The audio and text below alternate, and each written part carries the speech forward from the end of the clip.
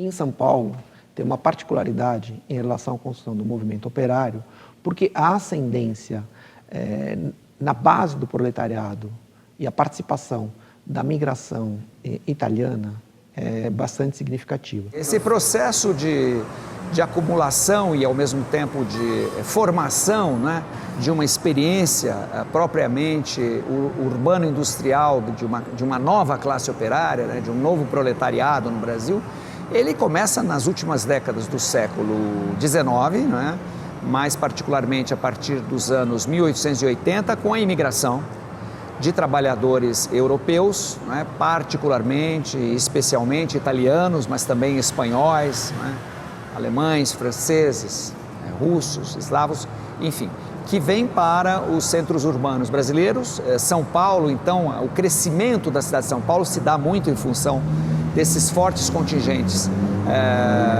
de trabalhadores imigrantes, né, que vão participar do processo de industrialização que estava, né, em curso no estado de São Paulo, mas também em outras regiões do Brasil, exatamente nesses anos, né, desde o final do século XIX, que coincide também com o final da escravidão, 1888, e o início do regime republicano, 1889. Né? Há um chamamento para a vinda de imigrantes, para trabalhadores, para as indústrias, para a cafeicultura e depois para as indústrias, mas não há, é todo um processo de atração desses imigrantes, isso é estatal, isso é um projeto do Estado de atração. Justamente no momento em que a economia paulista, né, baseada na agricultura, na cafeicultura, ela está em franca ascensão. Então, há uma necessidade imediata de reposição dessa força de trabalho que você não tem disponível. E todo esse aparato que é montado pelo Estado brasileiro para garantir esta migração para cá, ela é muito importante, é mantido pelo Estado paulista.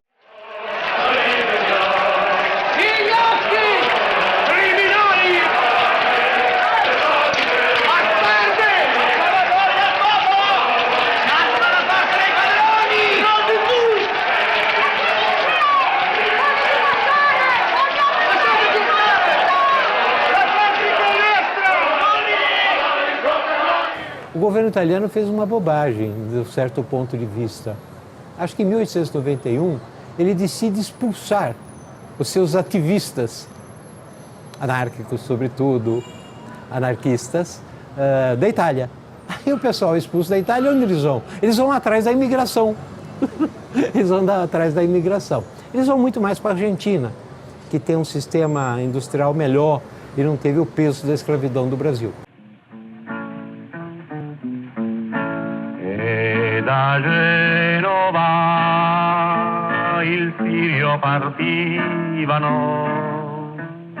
per l'America varcare i confini.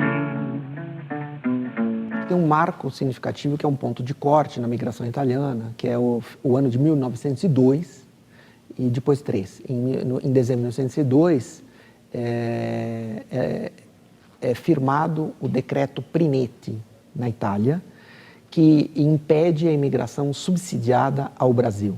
Mas o corte da migração subsidiada ao Brasil se dá oficialmente, nem se dá, lógico, que é movido justamente por esse conjunto de italianos de tendência socialista e anarquista, principalmente, que já estão no Brasil, que vão colocando uma série de denúncias que chegam através do corpo consular ou que chegam diretamente nos jornais italianos, que vão ser reproduzidos, que permite uma repercussão muito maior. Então, o decreto Prinetti interrompe a migração subsidiada. A partir daí, diminui significativamente o fluxo migratório para as fazendas. Os italianos que migram espontaneamente, então a maior parte começa a se estabelecer nas cidades, que já receberam uma quantidade significativa de imigrantes que foram dirigidos à fazenda e que não conseguiram nada nas fazendas, a não ser exploração, maltrato, e conseguiram fugir das fazendas e foram parar nas cidades. Esse fato de serem estrangeiros era importante porque era um obstáculo, de certa forma, né? Mas era também uma vantagem porque eram redes de imigrantes, né, que vinham das mesmas regiões, ou se conheciam aqui, passavam pela experiência da imigração. Então essas redes nacionais funcionavam também no momento de solidariedade.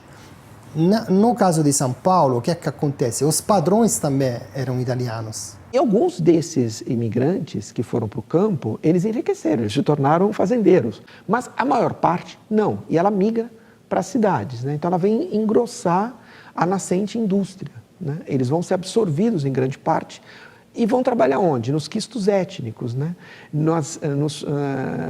Principalmente no estado de São Paulo, nos moinhos de trigo, né? No refinamento de óleo, na produção de macarrão, que são hegemonizados por uma burguesia italiana. É uma imigração de força do trabalho e do capital.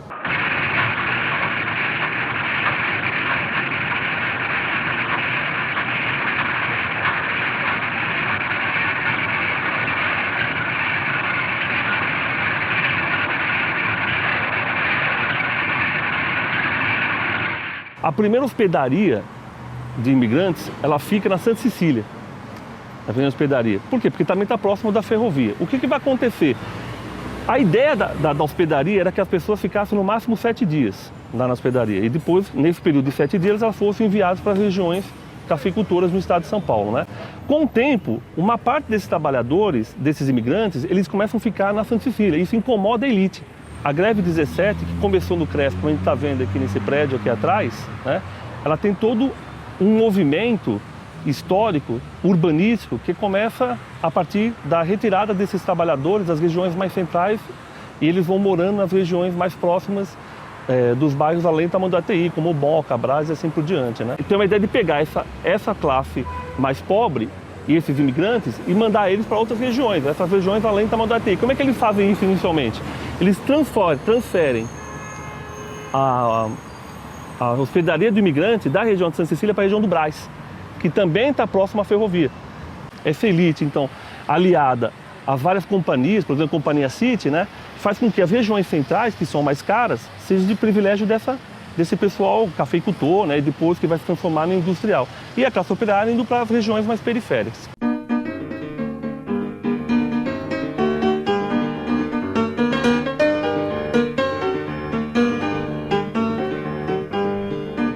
A cidade de São Paulo, na época da greve geral, 17, já apresentava um perfil onde quase metade da população era de origem italiana, nascidos na Itália, e sobretudo no setor industrial, eles representavam muito mais que a maioria dos trabalhadores. Uma das características dessa greve, radicalizando um pouco, foi uma greve italiana. Os principais patrões eram italianos, né? As indústrias Matarazzo, sobretudo as indústrias Cresp, os Gamba, mas tinham outros. E a grande massa de trabalhadores fabris eram italianos. Em São Paulo, especificamente, nos bairros operários, a preponderância era italiana e, em segundo lugar, espanhola.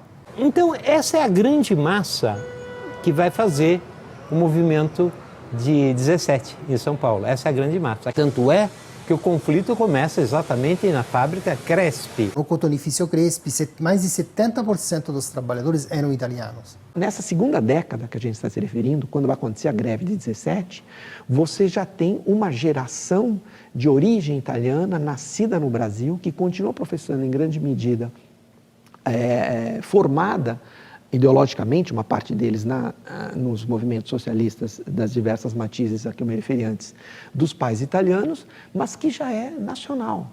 Então, ela consegue se integrar muito melhor em São Paulo, isso que talvez permita também o surgimento de uma greve maciça do que o fazia antes.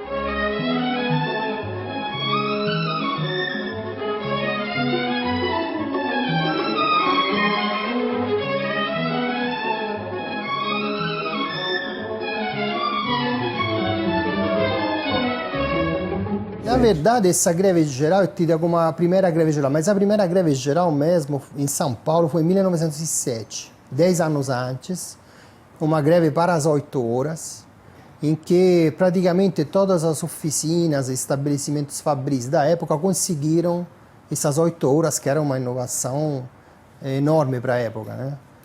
Porém, em pouco tempo voltaram aos horários antigos, né?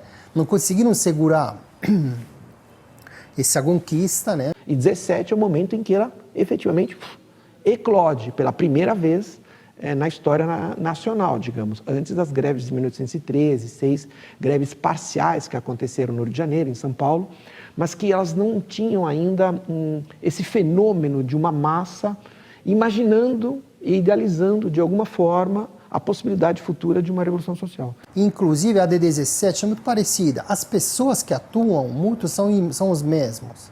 Os atores sociais, os movimentos. Ali em 1907 também o papel dos socialistas italianos, no caso, foi muito importante também, até mais talvez que em 17. E é pouco estudada e pouco lembrada. Porque também 17 é um ano mítico, né? E no caso da de 17, ela se encaixa num contexto geral de motins, né? De greves no mundo inteiro. E é isso que assusta bastante o empresariado e, principalmente, o Estado.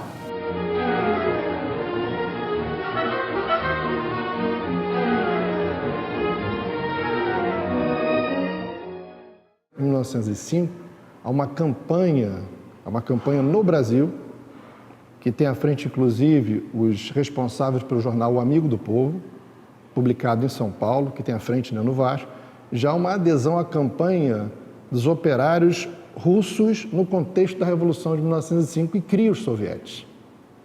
Então, em 1905, já há uma troca de correspondência, inclusive entre Kropotkin, um grande anarquista Kropotkin, russo, e os trabalhadores, os operários brasileiros, via Amigo do Povo. Então, essa relação, em 1905, ela já existe.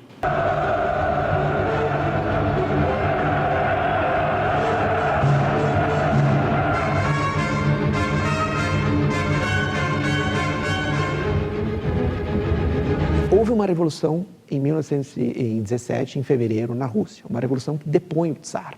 É preciso lembrar, do ponto de vista cronológico, que a primeira revolução, não é, que alguns classificam como uma revolução mais moderada, dentro dos moldes democráticos burgueses, ela acontece em fevereiro na Rússia. A despeito dos seus limites muito evidentes, era uma grande evolução diante do quadro anterior.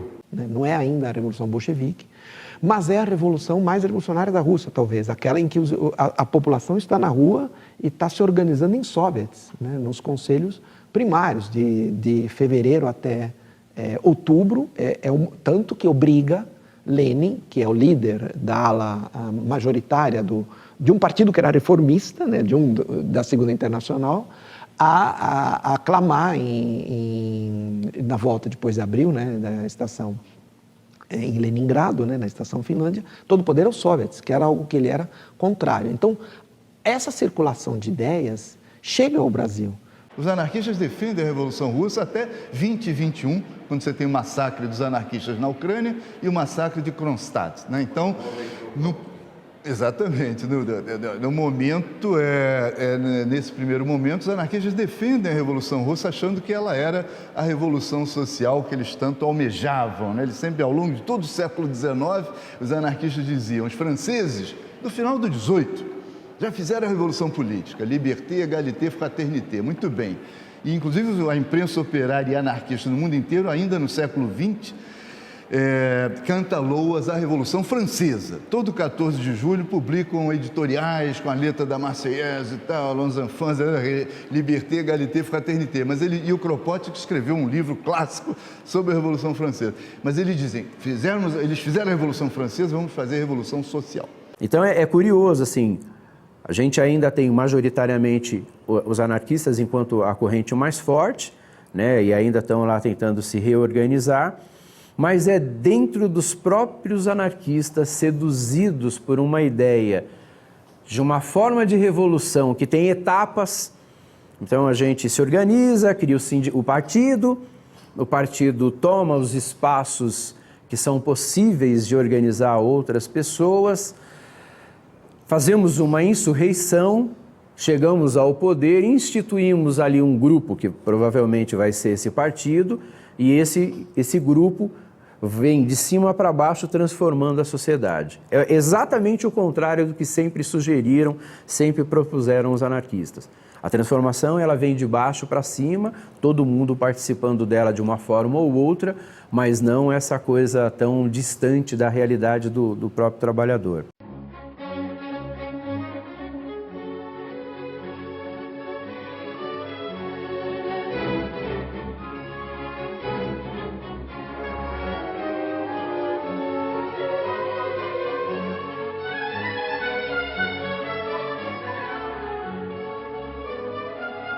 O quanto que a historiografia brasileira, comprometida com seus interesses de classe, ou seus interesses ideológicos, ela foi omissa em relação à história dos anarquistas. E como que esse resgate da história dos anarquistas, tirando alguns intelectuais comprometidos de fato com a história, e aí a gente pode citar um bom conjunto deles, mas ainda um número muito limitado em relação a todos os historiadores que produzem no Brasil, né? É um número bastante limitado. Hoje tem resgatado essa história. Porque a gente tem um problema da historiografia também, né? Quer dizer, uma vertente mais de esquerda, mais comunista, que valoriza o partido, eles tendem a não valorizar tanto o papel dos anarquistas. O equívoco de historiadores é você fazer essa leitura de uma forma teleológica, né? De você ficar tendo uma visão progressivista, como se a sociedade fosse um organismo vivo. Isso que eu acho que é o grande equívoco, né? Esse olhar teleológico, como se em 30 as massas tivessem um amadurecimento e mais consciência de classe do que as gerações anteriores. A gente percebe um pouco na historiografia tradicional, a historiografia marxista, que surge na década de 70, 80, uma tentativa de resgate da greve de 1917 como um momento histórico importante para a classe operária, mas ainda entendido como a infância do proletariado, né? Como um movimento não organizado, né? ou desorganizado e espontâneo. Quando nós falamos, por exemplo, que uma greve ela é espontânea, a gente tem que definir o que é espontâneo. Por exemplo, para o Proudhon, e aí eu estou falando da tradição clássica do anarquismo, ser espontâneo é não estar vinculado ou tutelado por instituição estatal, é não estar vinculado ou tutelado por partido político. Nos meus estudos tendo a criticar ou amenizar a questão da espontaneidade, né? Digo assim, que é de repente, só pelas condições de trabalho péssimas que os trabalhadores se acordam. E que, na verdade, não havia um tecido organizativo que não funcionava tão bem, mas ele existia. E nesses momentos ele vai aparecer. Se o entendimento de ser espontâneo é não organizado, né, obviamente que os anarquistas, nesse momento, eles estão envidando esforços na organização, exatamente. Essa greve, de certa forma, ela já vem sendo anunciada não só pelos trabalhadores, mas pela grande imprensa diante das condições aviltantes que estavam ocorrendo naquele momento de 17. Essa é uma das características que eu demarco no meu trabalho. É uma greve anunciada, não é uma greve espontânea.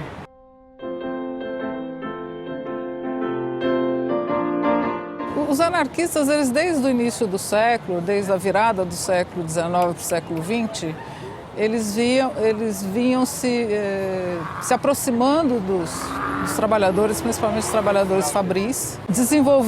Tinham alguns grupos, suas organizações próprias, e que se juntaram no chamado Centro Libertário de São Paulo. Esse anarquismo, pode-se dizer, que ele se organiza mais claramente no campo sindical, ou seja, o anarquismo brasileiro, ele é, antes de tudo, um movimento social do que propriamente um movimento político. Eles começam a se organizar em sindicatos, né? Como uma parte desses imigrantes que estão chegando para o Brasil, eles são socialistas e principalmente anarquistas, são esses sindicatos socialistas e anarquistas que começam a ser construídos, principalmente os sindicatos anarquistas, né, de orientação anarquista. Ao longo desse período, já começa uma discussão em relação ao sindicato, né, porque o sindicato é uma associação de assistência, né, uma caixa de assistência, e eles vêm discutindo a necessidade do sindicato ser um espaço de resistência. resistência ao capital, de organização dos trabalhadores, de luta. Essa corrente que acredita nisso são principalmente os anarco-sindicalistas. Então, eles entendem que tem que ir para o sindicato para organizar os trabalhadores, resistir ao capital e, a partir do sindicato, também criar formas de organização dessa nova sociedade. No mesmo período, nós vamos ter, e aí, por exemplo, nos anarco-sindicalistas, nós vamos ter o Edgar Lenroux, talvez como a principal figura nesse momento. E nós vamos ter uma outra corrente que são os anarco-comunistas, Gigi Damiani, Florentino de Carvalho, que eles já têm uma desconfiança em relação aos anarco-sindicalistas, né, dessa coisa mais vertical do sindicato, essa coisa da luta econômica, que eles começam a falar, olha, essa luta do sindicato é uma luta muito econômica, né, e a nossa preocupação não é uma luta econômica, a nossa preocupação é uma luta de transformação social, não de pequenos ganhos do capital. Tudo que você conseguir numa greve por motivos trabalhistas, os patrões recuperam 6 meses depois. Entre os próprios anarquistas havia divisões entre eles, né? Mais comunistas, mais anarcomunistas, mais sindicalistas nesse momento, dos anos 10. Eu acho que tem sim, na greve de 17, um componente múltiplo, heterogêneo, que a gente não pode circunscrever a uma determinada facção, se o sindicalismo revolucionário, se o anarco-sindicalismo ou se o anarquismo mais puro, todos vão estar presentes nesse momento, né? E, inclusive, os socialistas. Os socialistas eles participam também desses sindicatos revolucionários que existem no Brasil. Então você pega, por exemplo, Antonio Picarolo, ele é um dos principais jornalistas italianos e ele é socialista, né? Eles apoiam também as greves, né? A diferença básica dos anarquistas socialistas é que os socialistas acreditam no papel do partido no processo de mobilização dos trabalhadores. Os anarquistas já não acreditam. Então os anarquistas divergem dos socialistas, mas eles se aproximam e lutam junto durante a greve geral de 17. Enquanto condução, eu diria que ela é basicamente movida por essas lideranças anarquistas. Mas eu não generalizaria isso para a massa das pessoas, né, que está, inclusive, talvez a maior parte da massa nem sequer o socialismo advogava. Nós vamos encontrar muitos cristãos, né, porque entre os italianos o catolicismo é muito forte. A greve de 1917, indiscutivelmente, ela foi de orientação anarquista. Não só pela presença física de pessoas anarquistas, mas pela sua organização e pela sua forma de funcionamento, né? E de projeto. A greve geral revolucionária que pode levar a uma revolução social. O movimento anarquista tinha e teve a habilidade bastante notável de propor mecanismos de negociação direta, né? Mecanismos de negociação fábrica a fábrica, através desses comitês de fábrica, que era uma forma também de organização extremamente eficaz, porque organização pela base. E os anarquistas já vinham, através das ligas de bairro, né, fazendo todo um processo de organização desses trabalhadores, porque a greve geral já estava no horizonte.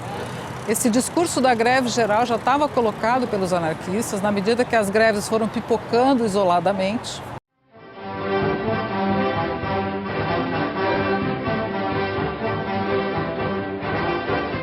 A Primeira Guerra Mundial é também um dado fundamental, não é? Inclusive do ponto de vista de consequências não só políticas, mas também econômicas no Brasil, não é? Inclusive todas essas greves da segunda metade dos anos 10 no Brasil, além de questões de ordem política, tem questões de ordem econômica. Todas elas são greves cujo pano de fundo econômico é a questão da carestia. Estava tendo uma grande dificuldade real de alimento, né? Porque os alimentos estavam muito valorizados com a guerra. Preferia se exportar alimento caro, então tirou-se alimento do mercado brasileiro. Havia uma situação de penúria clara, né? Por causa da guerra, não chegam os maquinários e também não chegam os tecidos importados, tem toda uma reestruturação do mercado, uma reconfiguração. E as indústrias paulistas começam a trabalhar, a substituir o que antes era importado. E, sobretudo, não podiam mais usar maquinários novos, porque isso também, essa importação também era dificultada. Então, o aparato que eles tinham de máquinas e de trabalhadores é explorado ao máximo.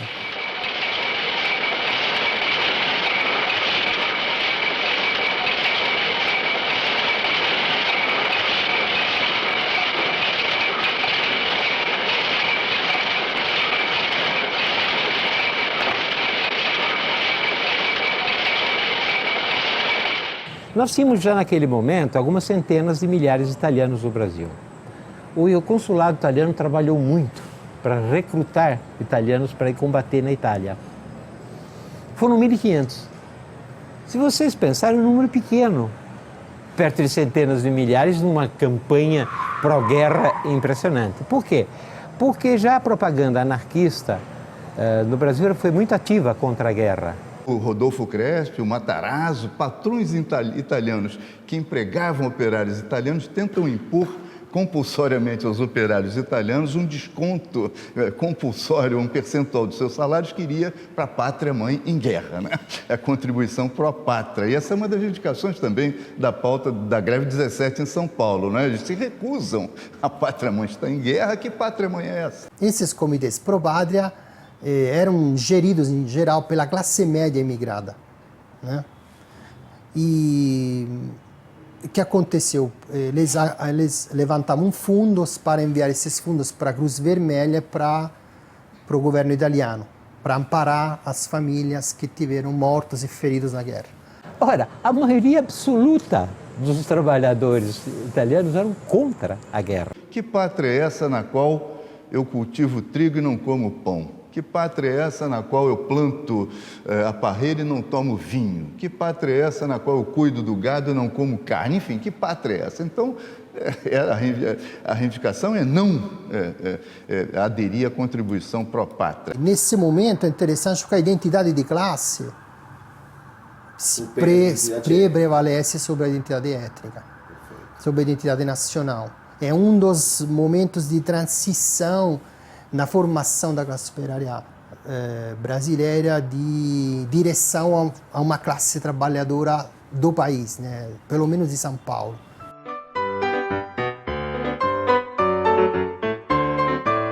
Eu acho que se fala muito pouco, por exemplo, do papel da mulher nesse processo, e é muito interessante quando a gente vai ler, né, as mulheres tomam a frente, às vezes no sentido de resguardar a segurança e a integridade dos homens.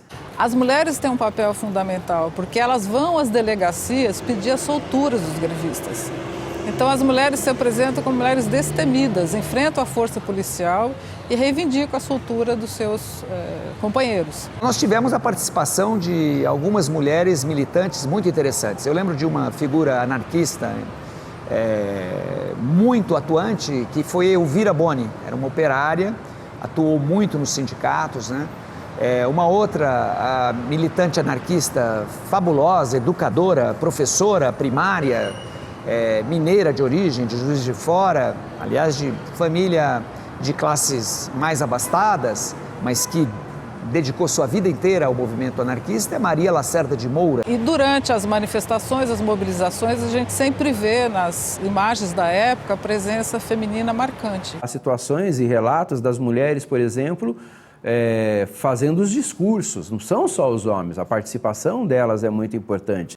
Também na Rússia foram as mulheres, São Petersburgo. É igualzinho ao de São Petersburgo que acontece na mesma época, só que São Petersburgo se transforma numa revolução, quer dizer, destrói o status quo institucional.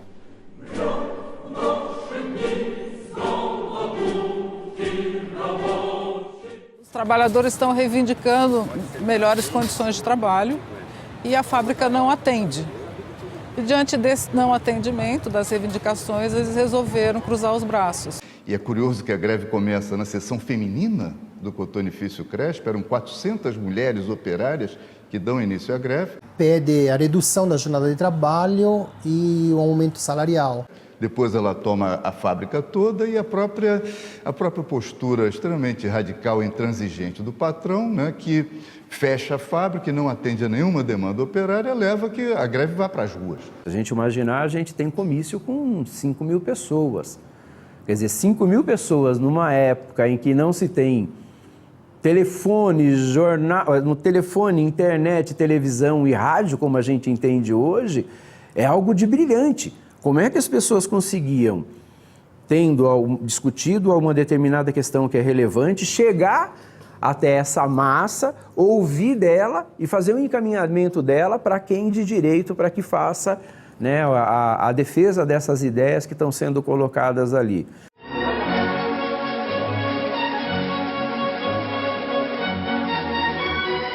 É importante lembrar que, na verdade, na organização da greve, houve a participação importante de ligas operárias de bairros. Além de sindicatos, ligas operárias de bairros, os bairros operários de São Paulo. Isso foi importante, que foi uma forma de associação bastante original, porque a ideia era organizar os trabalhadores no bairro onde eles viviam, em especial eles viviam mais ao redor das fábricas que se situavam nos bairros operários. A Liga ela não reúne os trabalhadores no sentido particular do pedreiro, do sapateiro, do gráfico, do metalúrgico, do tecelão.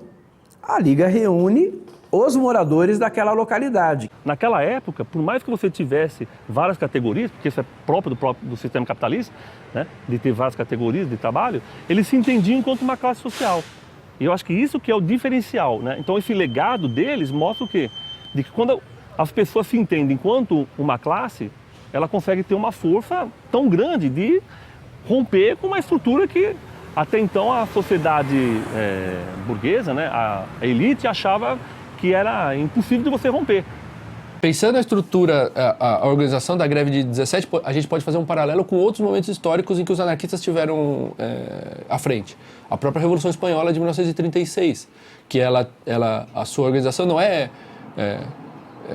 década de 30, ou mesmo 1936, ela não foi espontânea.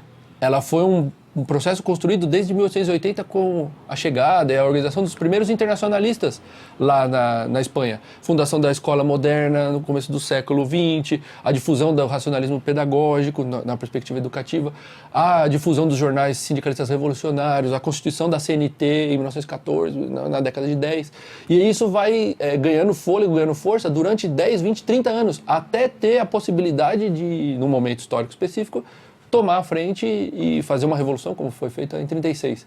A greve de 17 tem as mesmas características. Então isso, ela vem num crescente com a chegada dos imigrantes, a organização dos primeiros sindicatos, das primeiras tentativas de greve no começo do século XX, a fundação da Escola Moderna, a fundação de jornais. Ela é um movimento que vem crescendo por diferentes frentes, até no momento específico em que há uma possibilidade de ruptura, há uma greve geral revolucionária, e isso os anarquistas têm organização prévia e têm potência para dar uma resposta imediata para questões prementes, econômicas, sociais da época, né?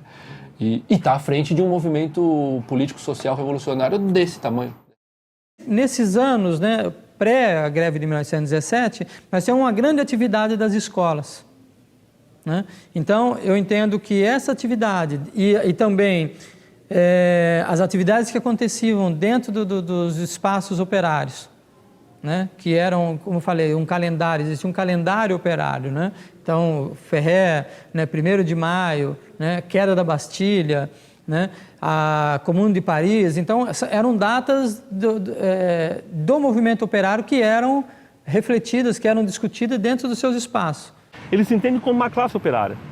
E eles entendem que eles têm um projeto de vida diferente do projeto de vida que é dado pela burguesia, pela elite que existia naquela época, né? Ou seja, eles têm um projeto de vida deles. E eles querem impor esse projeto de vida. Eles falam assim, olha, não adianta você querer me convencer com as suas coisas. Eu tenho o meu projeto. Então, por exemplo, ao invés da competição, eu tenho o apoio mútuo nos sindicatos. Eu não quero competição. Competição é coisa da burguesia. Isso não tem nada a ver com o meu projeto de vida, né? Tem os teatros da burguesia, tem os teatros operários. Tem os piqueniques da burguesia, tem os piqueniques dos operários. Ou seja, os operários têm um estilo de vida completamente diferente do que tem o estilo de vida da burguesia. E isso é um problema para a burguesia, porque até então ela não entendia que esses operários pudessem ter uma forma de entender um mundo completamente diferente da deles. O movimento anarquista, ao negar a representação política pela via institucional, pela via do partido político, pela via das eleições, não é? Pela via das instituições do Estado, ele valorizava extremamente a cultura, ele valorizava a educação, ele valorizava a escola livre.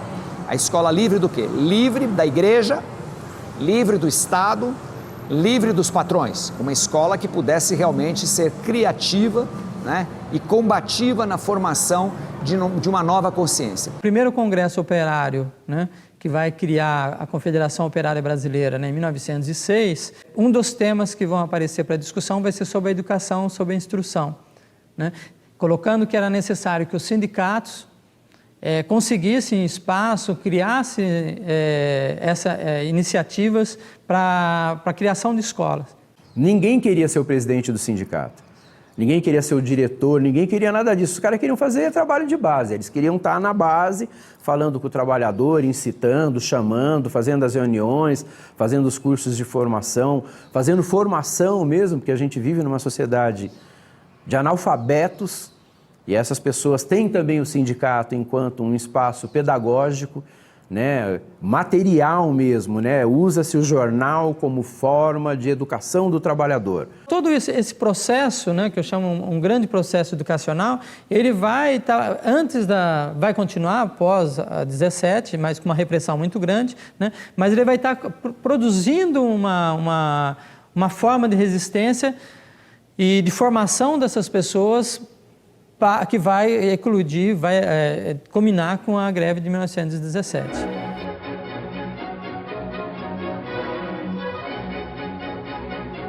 A questão operária ganha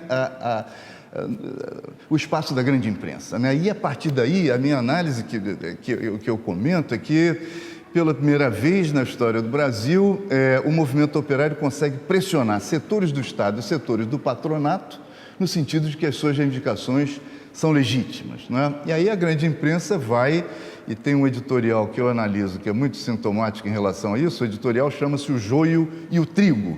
O anarquismo seria uma planta exótica, porque é importado da Europa e o clima brasileiro não seria fértil, adequado, etc, etc. Mas a planta viceja, e depois que ela viceja, ela se transforma em joio, que é a erva daninha, né? Então o anarquismo tem que ser extirpado, algumas reivindicações operárias são legítimas, etc, etc, mas o anarquismo é o joio, a erva daninha que tem que ser extirpada. A colônia Sicília era aqui, quer dizer, a gente estava certamente sob a influência de tanta gente que veio da colônia Sicília do interior do Paraná aqui para Curitiba, tanto que os jornais da época falavam muito sobre esses elementos estrangeiros perturbadores da ordem, né, dessa pacata e ordeira cidade de Curitiba, né, só deixa de ser pacata e ordeira porque tem esses estrangeiros que vêm aqui com essas ideias alienígenas, né? Como havia, inclusive, os mais conservadores diziam, não há questão social nenhuma no Brasil, e os imigrantes são os ingratos, porque são acolhidos aqui de uma maneira tão hospitaleira e fazem greves, então que voltem. Né? Discurso de uma atualidade, aliás, né? Trump e tal, barrar migração, né? São ingratos. E os anarquistas são taxados como homens sem Deus, sem lei, sem pátria, sem honra, sem família, são apátridas.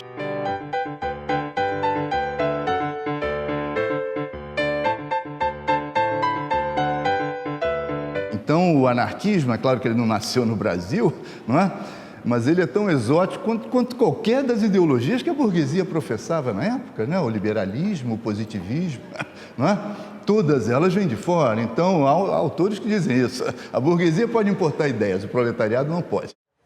Essa greve tem uma característica que, na pauta de reivindicações, ela vai além das condições de trabalho. Quando a gente vai para a pauta de reivindicação, acho que é o 7º ou 8º item, é que entra o aumento, a porcentagem do aumento do salário. Quer dizer, todos os itens anteriores dizem respeito à libertação dos presos, que sempre é um dos principais, né? O cara está preso, vamos libertar ele, que esse é um companheiro, não pode ficar lá. A proibição do despejo. Porra, as pessoas estão num momento de crise tremenda, então o despejo é uma coisa muito comum. Então, as pessoas têm que ter moradia, como é que você vai sair despejando o cara da casa dele? Não. Então, a proibição do despejo, não aumentar o aluguel, não aumentar os gêneros de primeira necessidade, garantir que não sejam falsificados os gêneros de primeira necessidade, que é uma das coisas que vai levar à explosão do movimento também. Então, há toda uma reivindicação que, se a gente olhar para o momento posterior, deixa claro o quanto que as ligas foram influentes nessa situação. Porque não é só uma questão de porcentagem de aumento salarial, de ganho, de garantias de planos de carreira, ou as reivindicações que a gente tem hoje, né?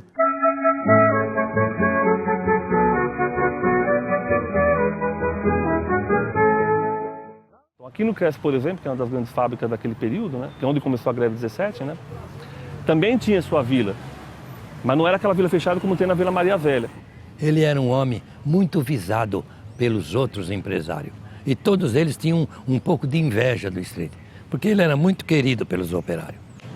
Tudo que era uma cidade precisava, tinha 2 consultórios médicos aqui, tinha 2 consultórios dentários, tinha o berçário, tinha a creche e tinha o jardim da infância. E para completar isso, tinha 2 escolas grandes, uma de meninos e outra de meninas, que hoje está em completo abandono, infelizmente. Por todas essas mordomias, entre aspas, que o povo falava, ele queria o bem-estar do operário. Você ter um operário na vila, você traz para ele aquela ideia de segurança. Tipo, eu estou trabalhando na fábrica, eu tenho o direito de ficar numa casa. Só que aí você tem um controle sobre ele. E esses operários, obviamente, são muito mais difíceis de você conseguir fazer com que eles participem dos sindicatos, né?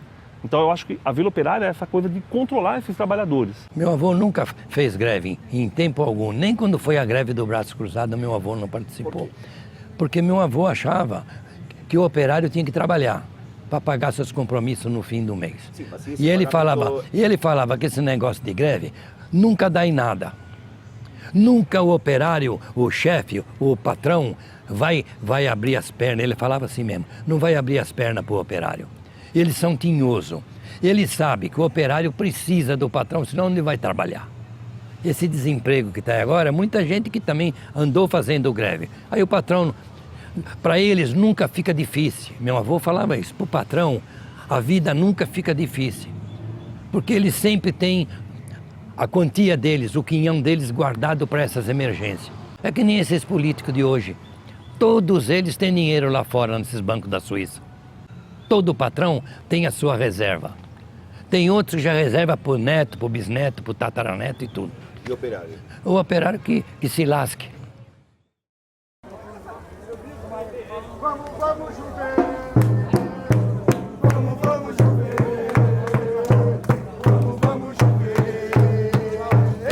A gente está aqui na Rua Javari, próximo ao estádio do Juventus, né, o famoso estádio da Rua Javari, que leva o nome de Conde Rodolfo Crespi. O que segura o Juventus ainda é a Moca e o torcedor da Moca, então tem essa simbiose aí. Aqui é um espaço de um bairro operário, né, com fábricas no início do século passado, de imigrantes europeus que se instalaram aqui para fazer esse trabalho fabril, e não só para fazer o trabalho fabril, né? Também eram imigrantes europeus que vieram para formar a burguesia, a classe dominante. Então o próprio nome, né, e o próprio clube, Juventus, tem essa origem, né, nesse processo de contradição. Então a história que eu saiba aqui do Clube Atlético Juventus, que são 2 irmãos Crespi, né, oriundos da Itália, e um era torcedor da Juve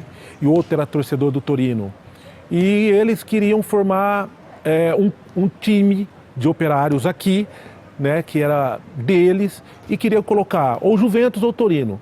Só que eles entraram, né, num acordo. O nome ia chamar Juventus e a cor do Torino. Então, por isso que é Juventus e a cor é Grená, que é a cor do Torino.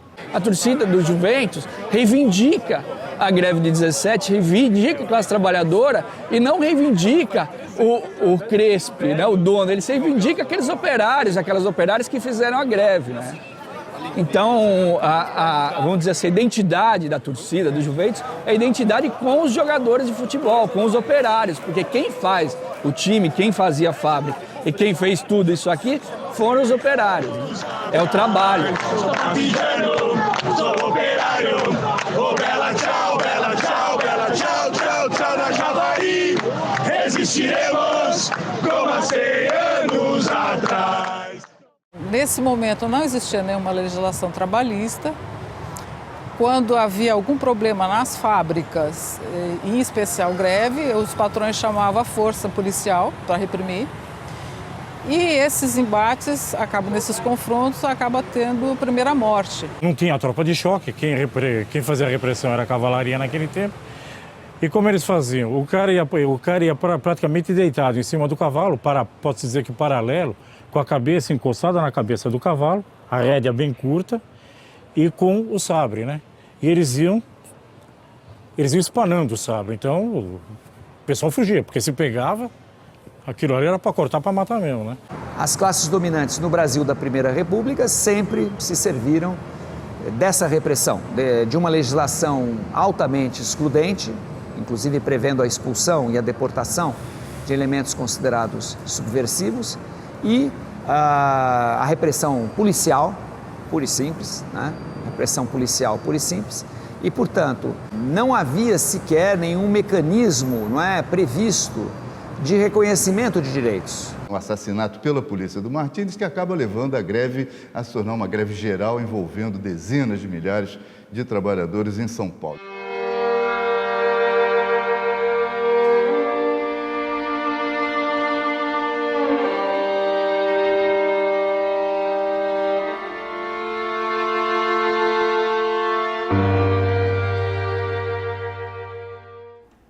O significado simbólico da morte provoca uma catarse emotiva que permite que uma dada tensão subterrânea que está borbulhando possa vir a ser traduzida em forma de uma ação efetiva de rua. O comício fúnebre, né, que leva o corpo do operário Martins ao cemitério do Araçá, em São Paulo, envolve também dezenas de milhares de trabalhadores, não é? O próprio Edgar Lohenroth se refere a isso, e Edgar Rodrigues, que é o mais importante memorialista do anarquismo no Brasil, fala, não é, citando Lohenroth, que o féretro envolveu um mar de gente. Esse mapa aqui ele mostra o enterro do operário José Martinez, né, que foi um momento importante também de ocupação da cidade pelos operários.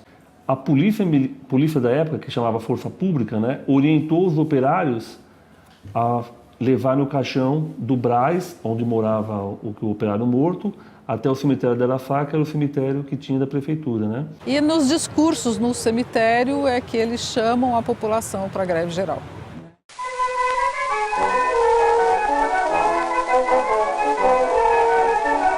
A cidade de São Paulo, né? Final de junho e durante o mês de julho, ela esteve praticamente tomada, né? Por este movimento. Né? Esse movimento, de alguma maneira, se apoderou, né? Ou se empoderou, como hoje se costuma dizer, do espaço urbano da capital paulista, não é? Da cidade de São Paulo. A cidade esteve, pelo menos os bairros operários estiveram ocupados. Eu acho que foi a primeira vez na vida que alguém ocupou São Paulo.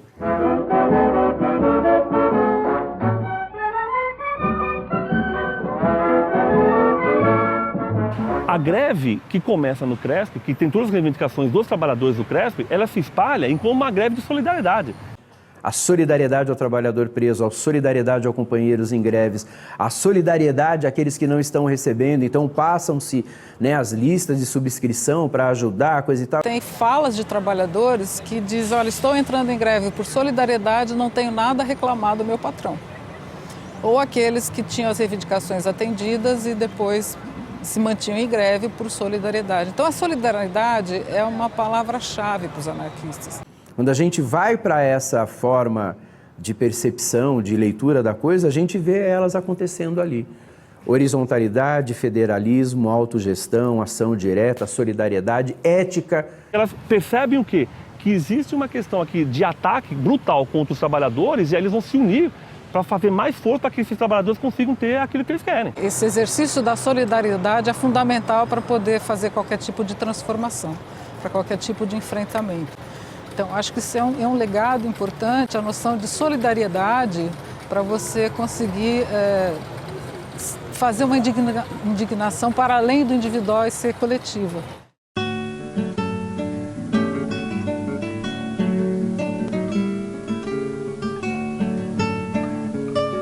E esse movimento extravasou as fronteiras, quer dizer, ele foi para várias cidades do interior paulista, não é? Foi para outros estados, não é? A ideia maior era fazer uma greve geral no país como um todo, né? Elas foram acontecendo em momentos distintos, mas ela tem repercussão, tem ressonância esse movimento em vários lugares do país. Fazer uma mobilização em termos nacionais, com uma dificuldade de comunicação como aquela que tinha em 1917, isso é notável. Isso aponta, por um lado, provavelmente para o modo eficaz como circulavam alguns jornais operários no período. A greve de 1917 ela é uma greve nacional, com vinculação nacional, principalmente pela relação de comunicação entre o movimento operário nacional, principalmente entre os anarquistas. Ela vai ter articulação a partir da Federação Operária do Rio de Janeiro, com telegramas, porque existiam esses sindicatos unidos, uma com grande confederação, que é a Confederação Operária Brasileira, que tinha esses princípios, né, anarquistas, sindicalistas revolucionários, né, e a partir dos telegramas começam a pipocar greves em várias capitais, no Nordeste, por exemplo, também no Paraná, em várias cidades do Paraná, ou mesmo em Curitiba. Primeira coisa assim que chama atenção para qualquer um que está acostumado com greve hoje, né, para quem está com os pés no presente, né, e essa é uma viagem interessante para qualquer historiador, é ver como greve era feita de um modo diferente no passado. Greve não era cruzar os braços, né, e se reunir na praça, meramente, né. A greve é subverter a ordem, concretamente. Aqui em Curitiba, a greve, como em todas as greves anarco-sindicalistas, eram greves com ações violentas. Se Lênin e os bolcheviques conseguiram tomar o Palácio de Inverno, por que não conseguiríamos nós, anarquistas, tomar o Palácio do Catete? Então ele diz, vamos tomar o Catete, jogar sacada abaixo o patife que lá está a presidir o país, enfim, vamos tomar o Catete. Essa é a proposta, tomar o Catete, né? É extremamente radical, não é? Quando estoura a greve 17 em São Paulo, 2 dias depois do enterro do José Martinez, a União Geral dos Trabalhadores vai chamar uma reunião na sua sede, que fica na Rua Brás Cubas. Nessa reunião vão aparecer 1.000 trabalhadores, tudo isso registrado nos jornais da época. Eles vendo aquele número enorme de trabalhadores, eles desistem de fazer uma reunião e fazem um comício público. Nesse comício vão falar vários oradores. 3 dias depois desse comício, eles vão fazer um novo comício. E segundo as memórias do João Perdigão Gutierrez, que foi um anarquista que participou ativamente da greve 17 na cidade de Santos, ele fala que durante o comício, a anarquista argentina Sofia Garrido vai declarar iniciada a greve em Santos. Os anarquistas eles se fortalecem nesse período, né, e vão terminar quase no mesmo período também a greve. Então são vários elementos que demonstram que a greve do Rio Grande do Sul ela não era uma greve isolada, era uma greve que fazia parte da greve geral de 1917. Então foi um movimento realmente muito importante que de alguma maneira participa um pouco de um momento internacional das lutas, né, dos trabalhadores, né, pela sua própria, vamos dizer assim, pelo seu próprio reconhecimento, pela sua própria identidade, né, como um novo sujeito histórico, digamos assim, né. Depois, durante o movimento, foi necessário montar um comitê, chamado Comitê de Defesa Proletária, em que dele participaram vários militantes das ligas operárias, representantes das ligas operárias. É interessante relembrar que a composição desse comitê, dele participam 5 militantes anarquistas e um militante socialista não anarquista, né?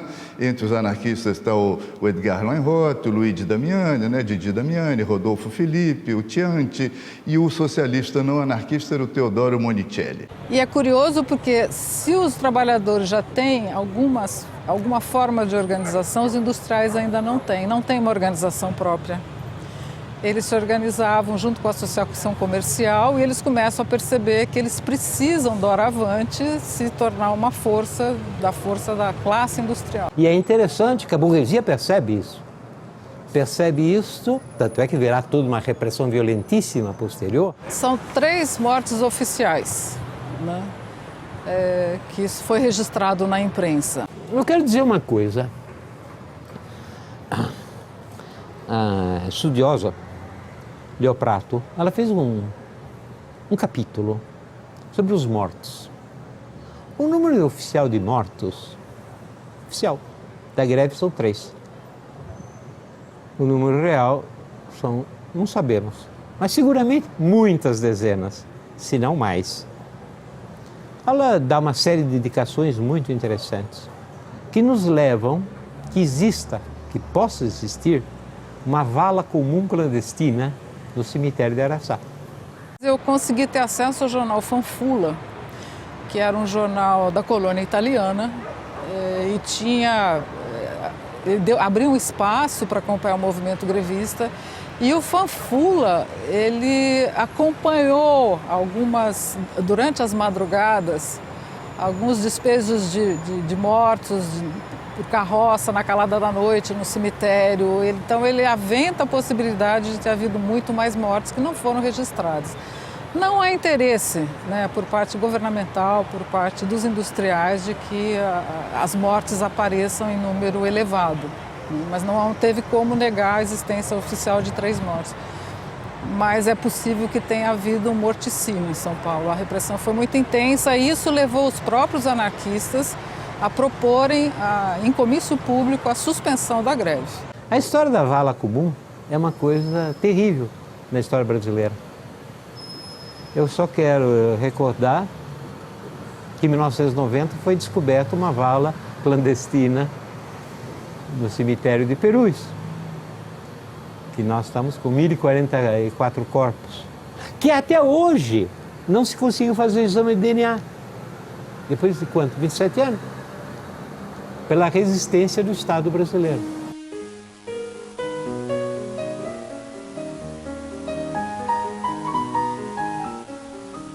A gente sabe que muitas das reivindicações que verbalmente também por acordo, foram firmadas, elas não foram cumpridas. Curioso que os anarquistas, mesmo quando terminam a greve, eles escrevem o seguinte, eles falam, olha, terminou, mas temos que nos manter alerta porque nós não acreditamos que eles vão cumprir. E não cumpriram. Além de não cumprir, cuidado, porque com certeza nós seremos presos. E aconteceu. E aconteceu. Não só presos, né? Eles vão resgatar a lei Antônio Gordo lá atrás, com a ideia de expulsão de alguns trabalhadores que participaram da greve. Há uma caça aos anarquistas, de uma forma extremamente arbitrária, isso é feito na calada da noite, na identificação das cabeças do movimento. Eles prendem essa militância e enfiam no navio, deportam os imigrantes. Brasileiros eram deportados para Clevelândia e europeus eram deportados para seus países de origem. Muitos foram deportados para a Espanha. Em 1907 já tinha sido promulgada a Lei Adolfo Gordo, que era uma lei que estabelecia os critérios para a deportação de estrangeiros que prejudicassem a ordem e a tranquilidade públicas, né? Você veja que tem um fio vermelho que liga. Nesse aspecto, por exemplo, é a repressão constante. Legal, institucional e ilegal. Tortura, maltrato, desaparecimento de corpos. A oligarquia brasileira, um pouco guiada da oligarquia paulista, a oligarquia brasileira, ela não sabe tratar com democracia, com negociação, com acordos. Ela o faz quando é obrigada. Mas se não é obrigada, mesmo quando é obrigada, ela tem sempre o outro lado. A repressão, a repressão, a repressão, a repressão. Constante. Isso vale para 17? Claro. Vale também para os 350 anos de escravismo. Antes. Ela é constante. Isso até hoje.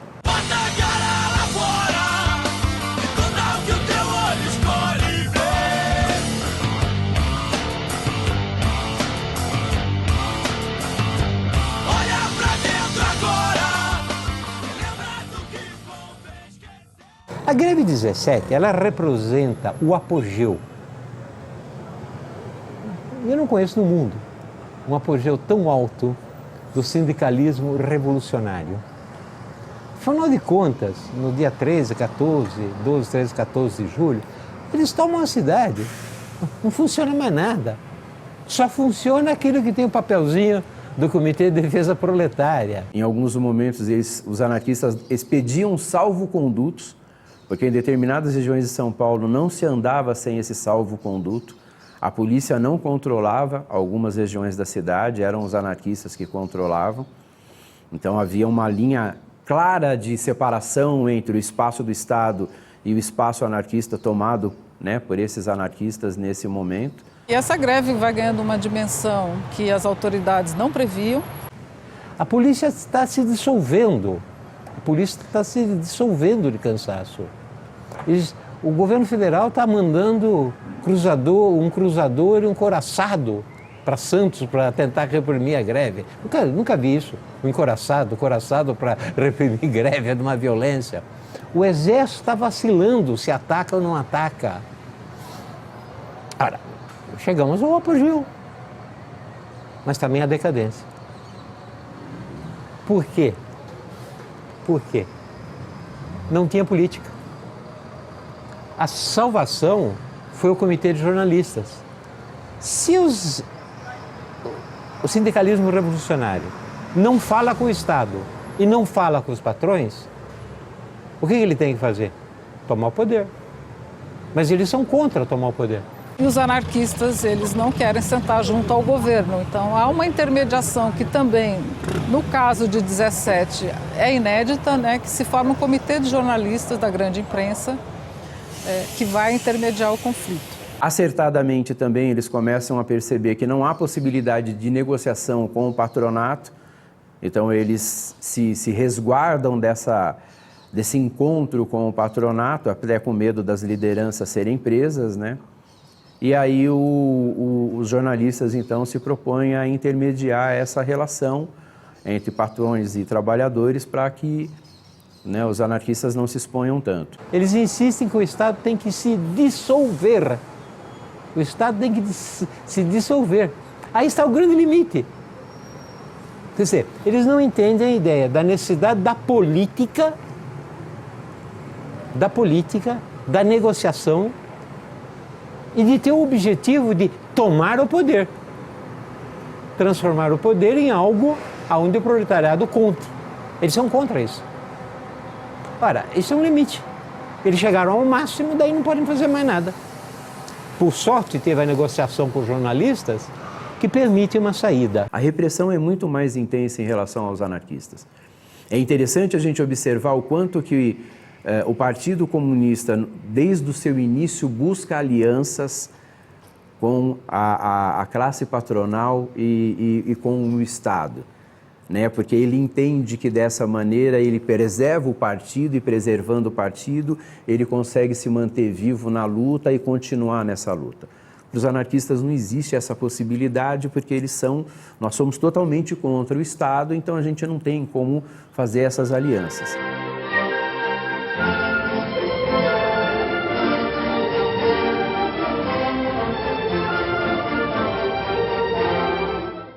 Talvez a principal conquista desse movimento foi obrigar o Estado a reconhecer que precisavam,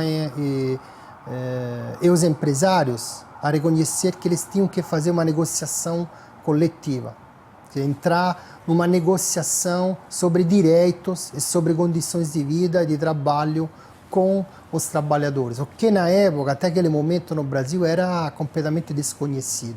Que o proletariado brasileiro, paulista, ainda não existia. Era uma greve que eram células diferentes, que não se conheciam, às vezes antagônicas. Em 2 meses surge um organismo único. Nasceu a classe operária brasileira. Aí, nessa greve. Porque é quando o operariado passa a ser reconhecido como classe operária. Até então ele não era tratado como uma questão social. A questão social, como eles chamavam, ou seja, a questão do proletariado, a partir dessa greve de São Paulo, passa a ser uma questão nacional e política.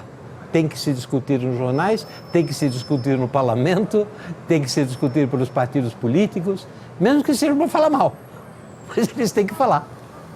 Não é mais aquela questão que eles diziam antes, mais ou menos, você dizia, é só uma questão de polícia, deixa eu falar. Não. Então essa greve tem essa dimensão histórica importante do que a gente chama do fazer-se operário. Eles se fizeram como classe durante esse movimento.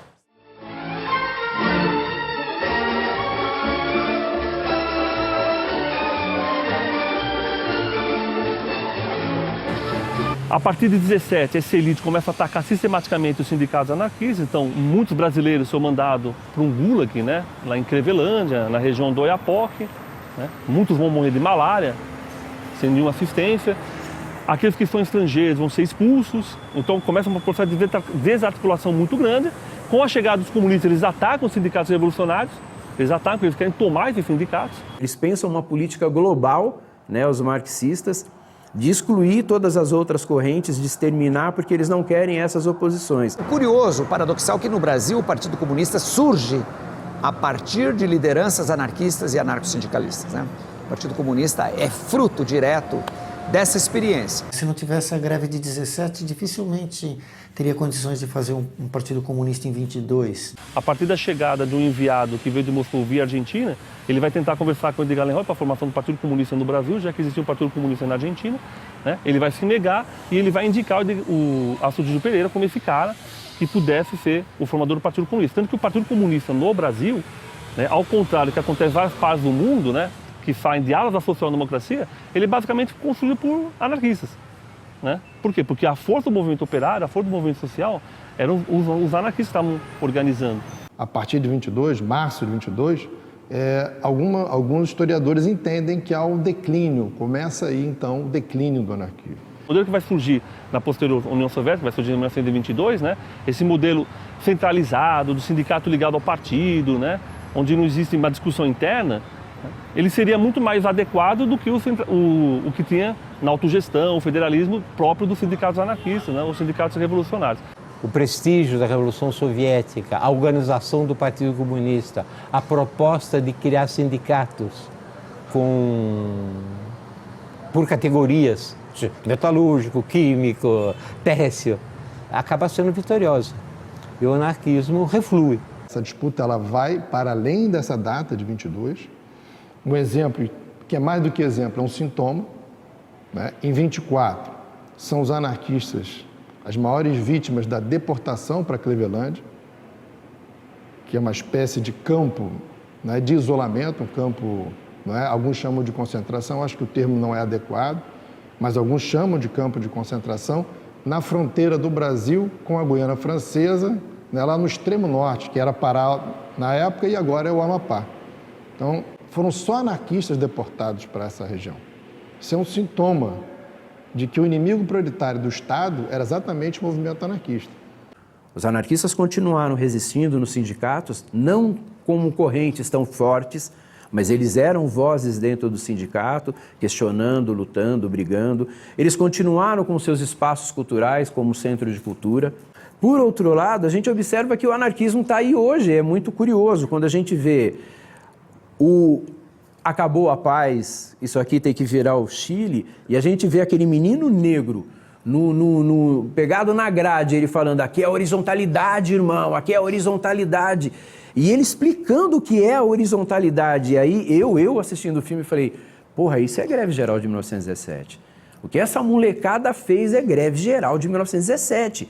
Eles tomaram as escolas, conseguiram criar uma organização que desse o mínimo de lógica, porque nós estamos falando assim, é uma escola da Zona Norte, uma escola da Zona Sul, uma escola da Zona Leste, gente do ABC, e aí a coisa explode, Espírito Santo, Rio de Janeiro, para um monte de lugar, você fala, porra, são os princípios libertários colocados em prática ali.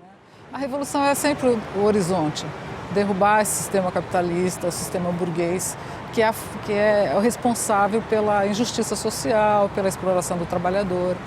Isso se manteve no horizonte e se manteve no horizonte dos anarquistas até a morte deles. O Lenroth é um velho militante, é um militante, pode-se dizer, de primeira hora do sindicalismo revolucionário.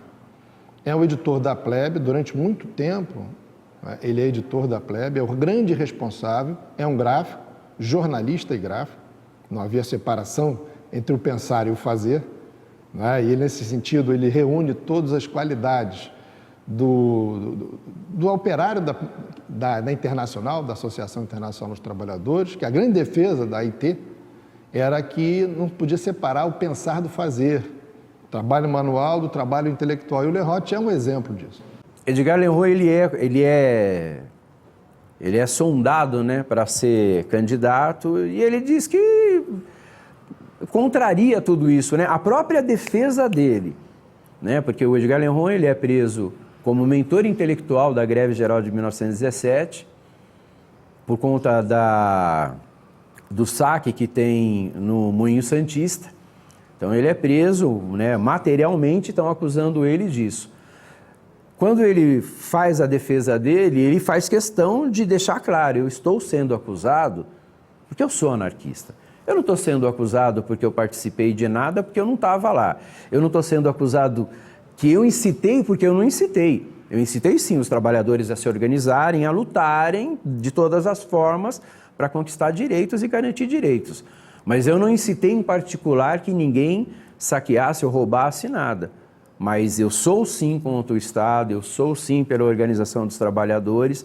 Então é curioso porque talvez as pessoas tenham pensado que depois ele ficou menos anarquista do que ele era quando foram tentar fazer esse tipo de convite a ele, né? E ele manteve-se fiel àquilo que ele acreditava até o final. E eu tenho a impressão, eu tenho a sensação de que você ter um ideal, lutar por um ideal e levar isso até o seu leito de morte, ajuda você a manter uma chama de vida, né? Mesmo durante a velhice. Então a gente percebe Edgar Lenhort, ele morre se acreditando anarquista com um projeto libertário para o Brasil nos anos 60. Todas essas reivindicações que existem hoje condensadas nessa legislação trabalhista foram conquistadas pela luta dos trabalhadores, em que se afirma que aquilo foi obra da bondade, da generosidade do Getúlio.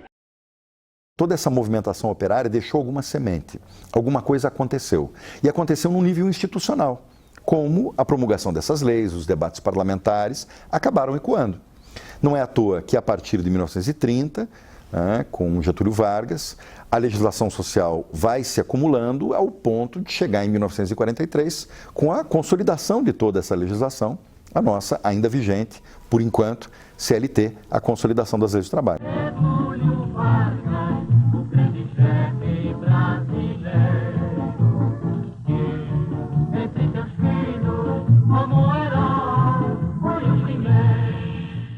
Para constituir, digamos assim, para você reconstituir todo esse panorama de como se organizavam os trabalhadores antes de 1930, é muito difícil você não fazer esse contraponto com tudo aquilo que acontece a partir de Getúlio Vargas, em 1930. O que o Vargas vai fazer, eu acho que de mais importante, vai ser destruir a autonomia sindical da classe operária no Brasil e construir a sua antítese, que é a heteronomia sindical.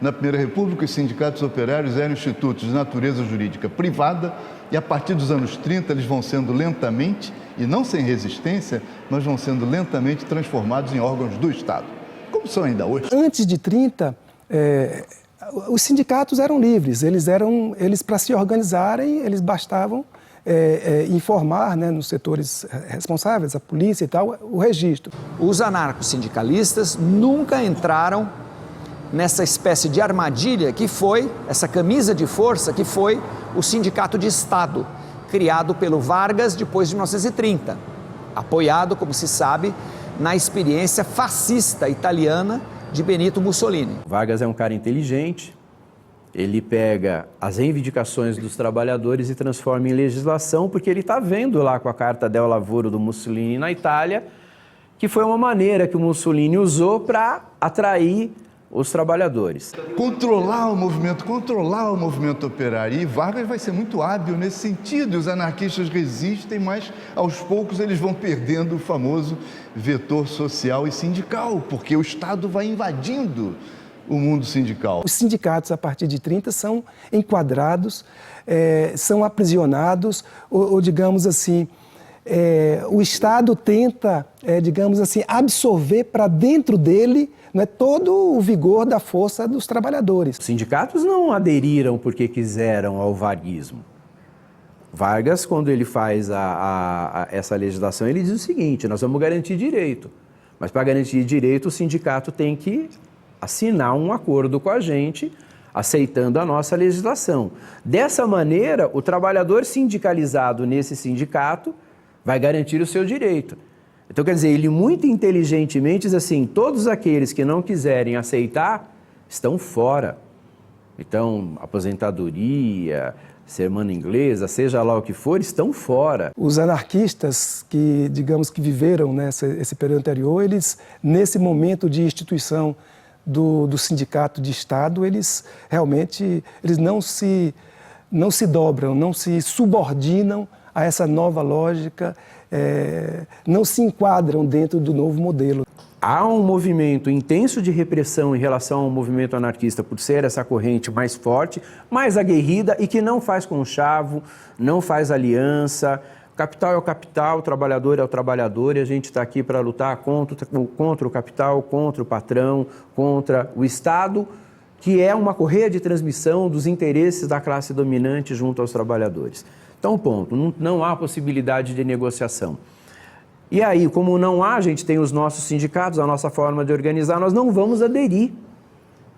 E aí surge um grande problema, porque se a gente também não vai aderir, nós também não vamos conseguir garantir direitos para os trabalhadores. Esse é um dos momentos de enfraquecimento da luta dos anarquistas, exatamente porque eles não querem fazer o conchave, eles não querem fazer aliança, eles não querem ceder. Talvez alguns dissessem assim, teriam sido mais inteligentes se cedessem, mas se ceder não seriam anarquistas. Mas isso também não quer dizer que os sindicatos e a luta dos trabalhadores depois de 30 tenham deixado de ser um caso de polícia, né? Mesmo dentro dessa tentativa de domesticar a classe, né? Todo o processo de revolta dos trabalhadores ele é combatido de uma forma violenta pela polícia, pelo Estado.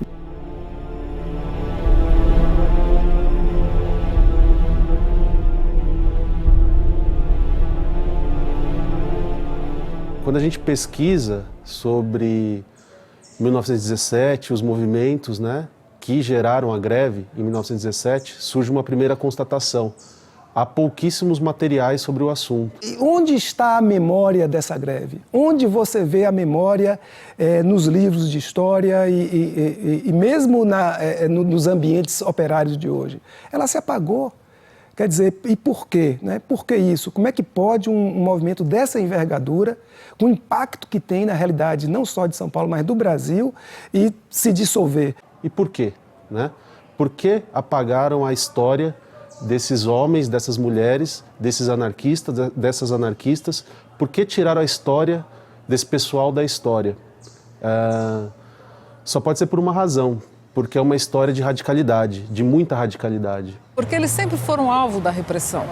Eles em vários momentos tiveram sua imprensa invadida, suas organizações fechadas. Havia uma vigilância constante sobre a atuação dos anarquistas. O anarquista ele tem uma característica muito curiosa, né? Todo anarquista é um arquivista. Porque como ele sabe que o Estado vai queimar os seus documentos, como ele sabe que o Estado vai, na primeira oportunidade, vai jogar fora tudo que ele tiver e vai queimar, ele sabe que ele tem que ter a preocupação de guardar. E onde é que você pode encontrar informações sobre essa greve? Aqui, né, nos documentos que restaram, né, nos jornais de época, nas revistas. Acho que não só o Edgar, como todos os coletivos, né, todas as pessoas que estavam no anarquismo, eles tinham esse ato de guardar. O Edgar era como um guardião dessa memória coletiva, né? Eu não acredito que seja uma ação só individual. Eu acho que ele seja uma pessoa muito importante junto com esse coletivo que era de todos os outros anarquistas que estavam lá. E esse ato dele construir o arquivo e também deste arquivo dele receber memórias de outros arquivos e de outras coleções fizeram com que a gente tivesse acesso a publicações como a Plebe e a possibilidade de agora, 100 anos depois, o jornal ser impresso numa edição facsímile. Mas também os registros dessa greve com certeza permeiam toda a documentação da administração pública de São Paulo nessa época.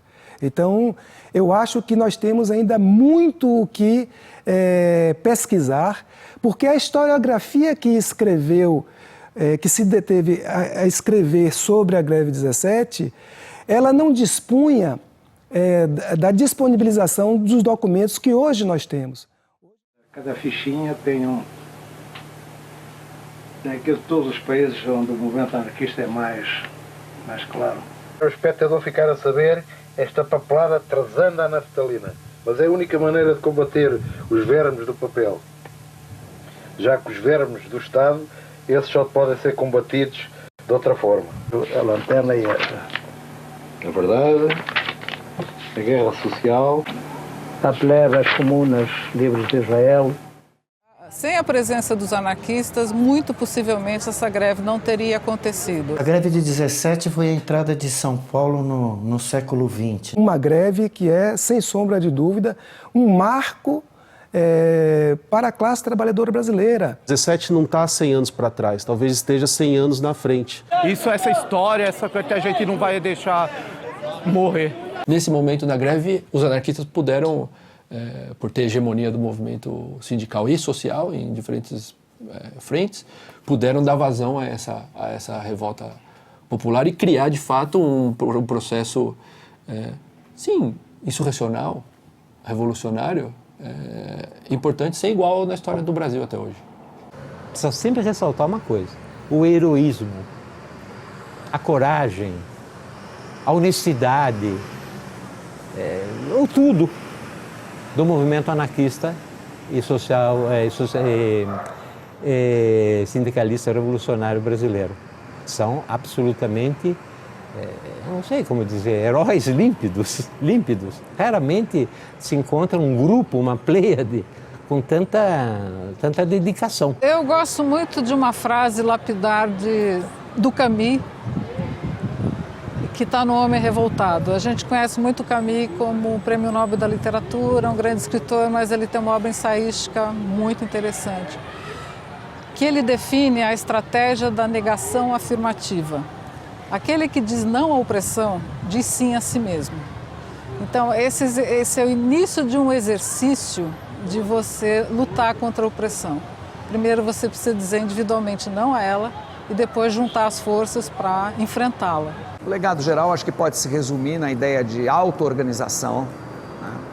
A ideia de auto-organização, quer dizer, ninguém vai defender melhor os nossos direitos, as nossas reivindicações, do que nós mesmos, devidamente reunidos, devidamente organizados. O que fica de legado é que, primeiro, aprender em que país nós estamos e que oligarquia nós temos que tratar.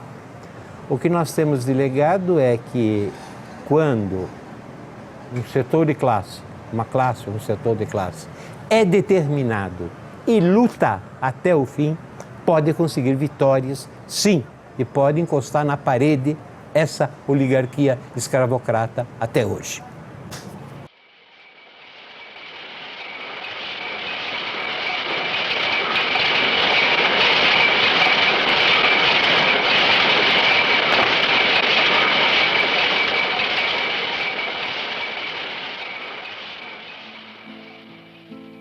Appena alzata, oh bella ciao, bella ciao, bella ciao, ciao, ciao alla mattina. Appena alzata, in risaia mi tocca andare. E fra gli insetti e le zanzare, oh bella ciao, bella ciao, bella ciao, ciao, ciao. E fra gli insetti e le zanzare, un duro lavoro mi tocca fare. Oh mamma mia, oh che tormento, oh bella ciao, bella ciao, bella ciao, ciao, ciao, oh mamma mia, oh che tormento, io ti invoco ogni domani, io ti invoco ogni domani, mi sono alzato, io ti invoco ogni domani. Partigiano, portami via, oh bella ciao, bella ciao, bella ciao, ciao, ciao. Partigiano, portami via, che mi sento di morire, e se muoio da partigiano, oh bella ciao, bella ciao, bella ciao, ciao, ciao. E se muoio da partigiano, tu mi devi seppellire,